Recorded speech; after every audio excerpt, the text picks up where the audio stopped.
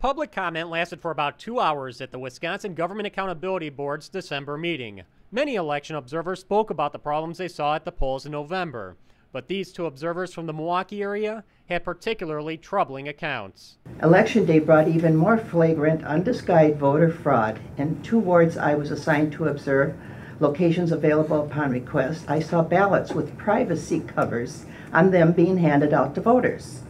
The privacy covers are usually used for handicapped voters or curbside voters to ensure privacy when the election official goes outside of a polling place and votes in the vehicle.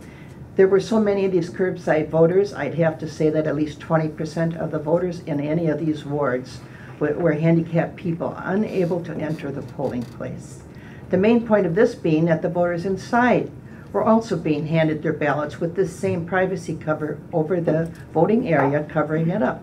We were unable to see the reason for this cover as we were not allowed close enough to see or hear what was done there. I must say I have never seen so many spoiled ballots in any election I have worked, and I've worked the election since 2000. I believe the reason for this was really brought home to me at the end of the evening when I observed the following numbers from the final totals of the day. Imagine out of 1,466 votes for 2 wards, there were 7 votes for the losing presidential candidate, 1,449 for the winning candidate. Oh my, he must have been severely disliked by the voters in that area. Out of 1,403 votes, 22 for the loser, that was senatorial, and for congressional, 9 votes for the loser and 1,333 for the winner. There were few votes for the other offices. Nobody really cared much about them. I think you can see where I'm going here.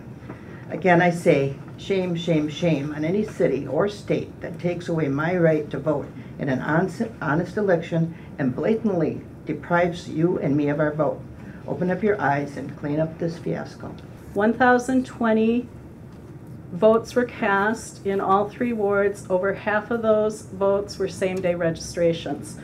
The first problem I wanted to bring to your attention is, of those votes, not a single same-day registrant's name was compared against the list of ineligible voters. I raised it with the CIE, Chief Election Inspector, about 25 minutes after I was there. I was getting my sea legs, seeing how things worked. He said he would look at it again. At 8:30, I asked him again, and I said the law requires that you compare these names against the ineligible voter list, and he said he would take care of it. He did not go over to the table at that time, and I did not see him at any time through the day speak to the poll workers who were registering those voters. For the McIver Institute, I'm Bill Osmolsky.